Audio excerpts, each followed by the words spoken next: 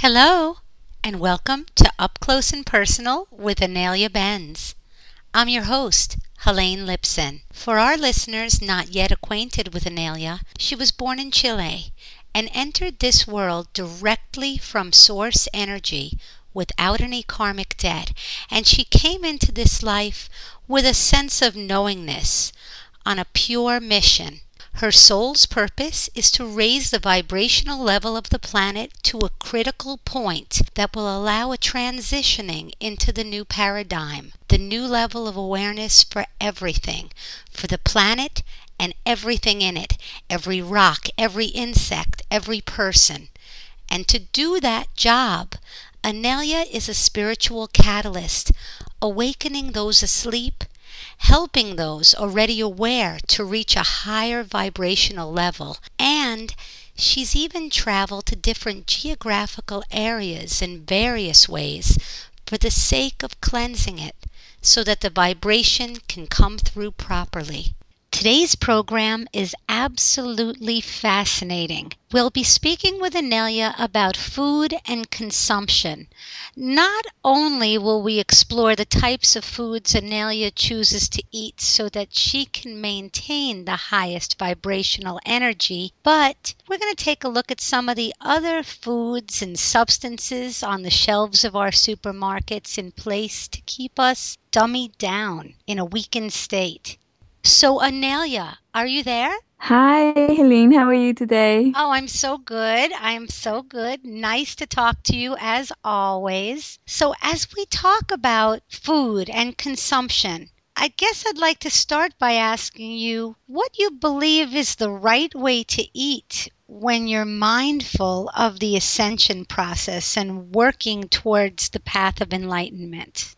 Yeah, food is a very important aspect of one's expansion of awareness or ascension because basically it's our link to the physical realm. If we stop eating, most of us, unless we find other forms of nourishment such as sun gazing or breatharianism, we will die, right? We won't stick around. As a physical level, our physical body will die.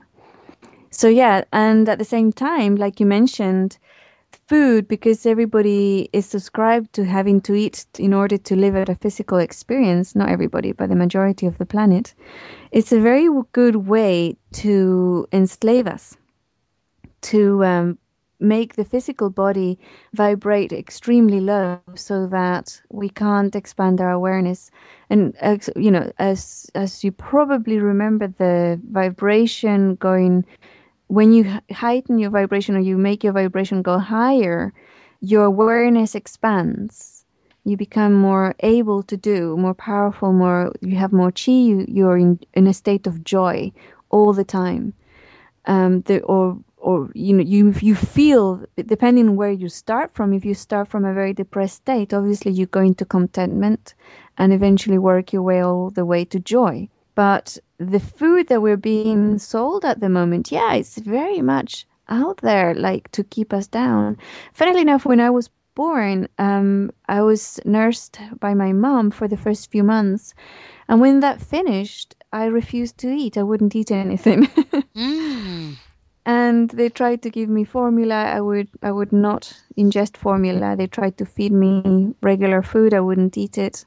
It was an ongoing problem my parents had for many, many years because as far as I remembering back to those days, it's like I had no need for food. And whenever I used to try and eat it, it would react very badly with me. I couldn't really eat it. So they had an enormous amount of problems and struggle trying to feed me. And eventually I was about 4 years old or something, and I said, wonder I made it there without hardly eating. My mother was told by a doctor that she had to give me very small amounts of food, very tiny, because I wouldn't eat anymore. That was obvious. So she had to make them extremely useful bits of food, right? So very extremely nourishing food. And at the time, she would spend like a couple of hours in the kitchen preparing one bite of food for me. And through her attention of the energy she put into the food, she made it edible for me. Right. It was actually she changed the energy of the food so I was able to eat it. So and at the time I remember very distinctly that one of the few things I was able to eat, or the things that my body would say, yeah, we'll eat this, was meat, which is kind of contrary to everything we can think of, right? About, heightening your vibration and stuff. But at the time, what was happening was that the planet was a lot, the vibration on the planet was much lower than it is today. Much, much lower. And there had to be a meeting of vibration. For me to be able to survive here, I had to lower my vibration enough in order not to burn out, right? Not to burn up and die. So that's what happened. And many people will relate to eating, for example, meat or chocolate or something very heavy or spices that will ground them, right? Especially after doing spiritual work. They will eat something that's heavy so that they will become grounded again and be able to drive a car, function, and do other things. So it's a tool in itself. There is absolutely nothing judgmental, right or wrong about eating meat or vegetables, or because they're all alive. We're all killing things in order to ingest their life force and nutrients. It doesn't matter whether it's a head of lettuce or a cow, right? We have our human judgment, of course, comes in and thinks that the cow is much more valuable than a head of lettuce, but in fact, it isn't. Now, at the moment, through the changes of farming practices and everything, most of the meat that's being fed to the human species is extremely toxic. It's not something that we should be eating because it's basically toxic through all the chemicals they give the cows while they're growing up, the antibiotics, the growth hormones, and all the other stuff they put in their food in order to fatten them up as well. And also the majority of these cows are being kept in extremely stressful, horrifying situations and environments where the suffering they have and the fear they experience throughout their life, their entire life, is tremendous. And that is ingrained in their meat. The energy is ingrained in their meat. It's purposely done this way, right? Because once the human mass is consumed, that very low vibrational, fearful and angry and afraid and suffering meat into their own body, that energy goes into their body, and then they have to start taking Prozac, right? So, and then Prozac, of course, is mostly fluoride. It's made out of mostly fluoride. Wow. And we all know that fluoride has been injected into the human water system, food chain, and everything, and now drugs to stop the gland that allows us to have psychic perceptions and growth, right? So yeah, it's all very, very well designed. The other high toxin that I became extremely addicted to for many, many years was sugar. Sugar vibrationally is very, very toxic. It lowers one's vibration immediately. And funnily enough, I read somewhere that sugar was linked to the start of slavery in the West. And it was what started it, the need for people to work in the sugar fields or whatever. I don't know how it works, but I think it was in Wikipedia or something that I read. I thought, whoa. And it took me personally about a year to wean off sugar. Now my body is off the sugar. I do have occasionally, I'll have a cake that's got sugar, like if I go out to a restaurant or something, or I buy a piece of like some chocolate that will have sugar in it. And to tell you the truth, I can only have a tiny little bite, and my body will like it. Of course, I will like it. Of course, I still like sugar, but my body will feel sick. And so, if there are three things that a person can eliminate out of their diet right away, I would say to be the factory meats. Right? If you can't give up meat altogether, then have the organic, free range, grass-fed cows, right? Mm-hmm. Beef, and also the free range happy chickens and happy eggs. Buy, if you can, raw milk and cheeses and butter. So all these things, if you can't give them up, at least make them the purest, get the purest that there is available out there. Hmm. That in itself is going to help tremendously. Then the other things I would suggest for you to do would be to eliminate fluoride from your diet.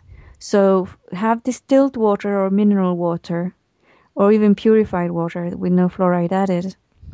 Any of those is much better than tap water because tap water is laced with it. And then also start buying fluoride-free toothpaste. Fluoride does not help your teeth. It really doesn't. Now, even some of the part of the dental association or something, a group of them have published several papers on the internet saying, yeah, we know that fluoride actually damages one's teeth, so don't consume it, right? I heard that. I heard that. Yeah, so it's just a form to keep the masses asleep. That's all it is. So if you can eliminate fluoride from your diet, excellent. Really good. So we were talking in a previous interview, you were talking about how you drink distilled water.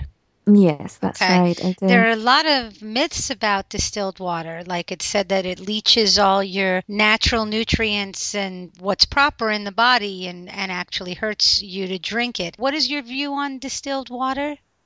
Well, and this, of course, has to be taken as my personal view, right? And you really have to go out and research it yourself. There's lots of documentation and even scientific papers stating that distilled water is actually beneficial for the physical body.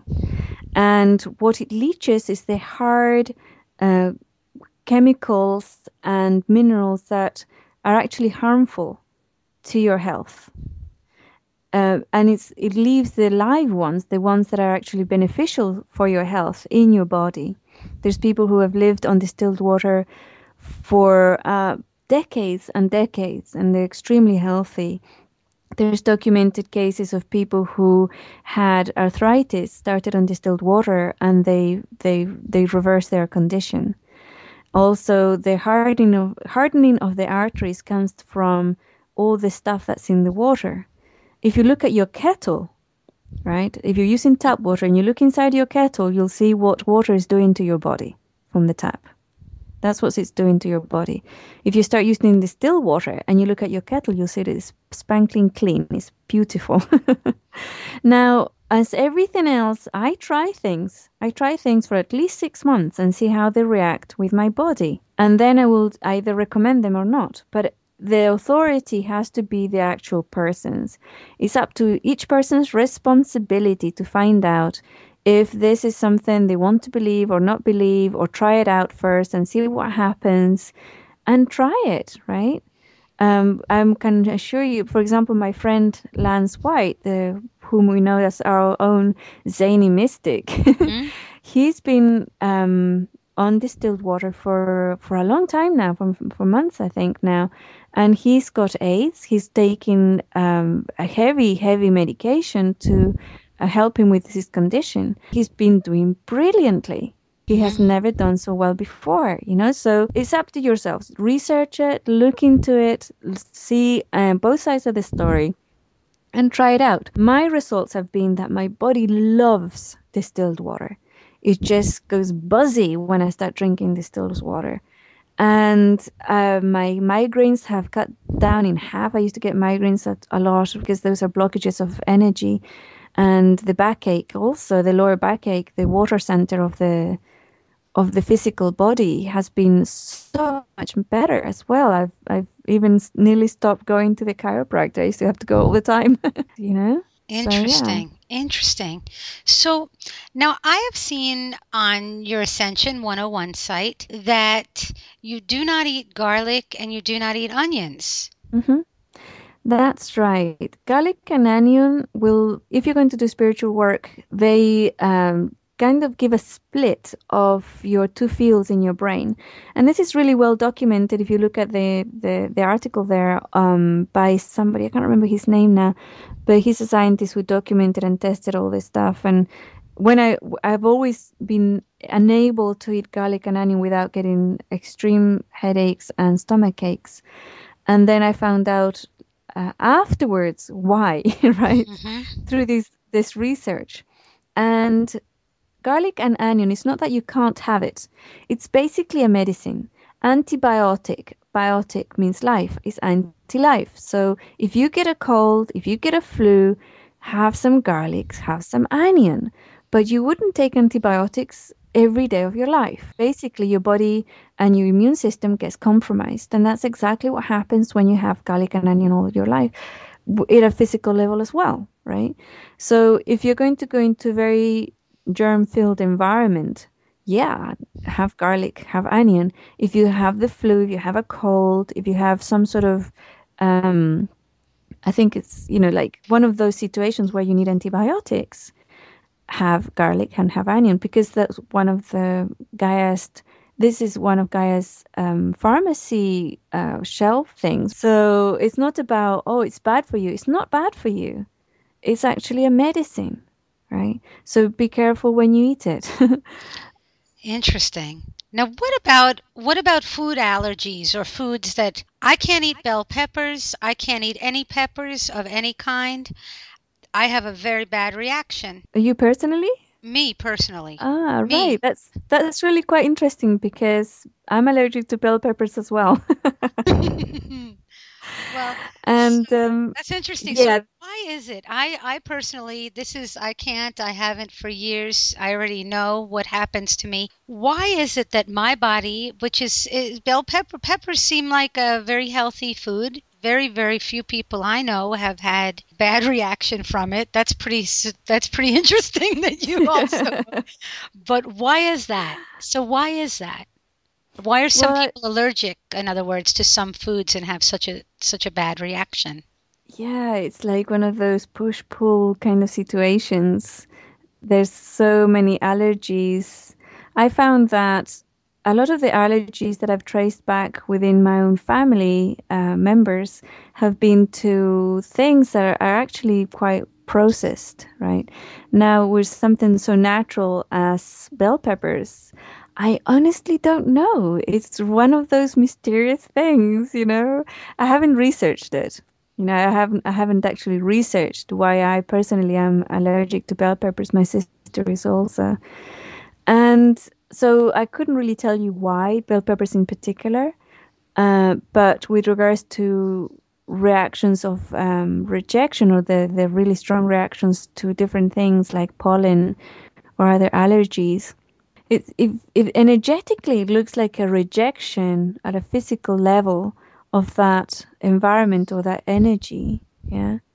And like I was saying, for my own family, it's very mostly it's through very processed things. I don't know if this is a generic thing, but for example, wheat, very processed, very refined, something that was altered genetically by humans even before Monsanto came along, right? They genetically manipulated it by choosing certain traits and making those into the ones that are now all over the planet. And the same person who's allergic to refined industrial wheat can have ancient grains wheat and they're fine. Mm. So yeah, it's possibly that we're making things that are we're not compatible with, perhaps. Talk about not compatible. I heard an interview that you did with somebody named Dr. Kimberly, and you were talking about cooking food in the microwave and Yeah. how that is very dangerous, Well, I wouldn't call it dangerous, but it's harmful. harmful. Okay. Yeah. If you're going to use the microwave, again, I'm not a diehard, you mustn't do this type of person because I know that people have lives that are sometimes very fast and they need the microwave, or they need to eat meat or they need to have sugar. But, oh, by the way, if you want to wean off sugar, start with honey. Honey Mm. helps you wean off sugar. It helps a lot. But anyway, going back to the microwave, if you have to use the microwave, make sure that you leave your food standing for about 3 minutes after you nuke it, so that the vibration of the microwaves dissipates before you consume it. Now, don't microwave anything with milk in it or milk, because that is a well-known to change the composition, the chemical composition of milk and milk products, and does actually make it into a harmful chemical. So, and if you want to inform yourself, just find it on the medical papers and medical journals. Very interesting. I have a Mm. question. Can someone with extra body weight still ascend? Oh, absolutely. Yeah. Yeah, absolutely. The body weight and expansion of awareness or ascension, and they have nothing to do with each other. Okay. Okay. Absolutely nothing in relation to each other. The only thing that can pull you down if you're overweight is if you feel bad about it. And the Okay. feeling bad about it energy, that's something you can process, right? And sometimes it's really difficult if you're overweight to process feeling bad about it. And by processing, I mean that you allow it to exist Mm-hmm. and then you embrace it and you pump it with light and love, right? Mm-hmm. You're the feeling of, not being happy about your weight. Sometimes there's a resistance of processing that feeling because the person thinks, oh, whoa, if I process this feeling and this feeling goes away, I will be fat forever, right? Because I won't care anymore. And that's what keeps the energy there. And that's what keeps a person overweight. It's like a catch Mm. 22. Um, and yeah, it has absolutely nothing to do with each other. Now, a lot of people on a spiritual journey do become overweight at some point in their life. Many do, because the overweightness is a type of protection from the environment. And if you come in from a planet or a dimension that is very subtle, very high vibrational, and you come into this one, the immediate reaction is to put on an armor Mm. suit. And often the overweightness happens in that sense that you will become overweight because of that. Very interesting. And it was just a very, very interesting talk today about your foods, about consumption, very helpful about the water. And I thank you again, Anelia. It's just such a pleasure doing this program with you. Well, thank you, Helene, for inviting me here every week. It's been so far an extremely enjoyable journey, and there's so much we can explore together. This is awesome. Thank you for facilitating this. I look forward to next week. Tune in. This is your host, Helene Lipson. Till we meet again, love, light, and blessings to all.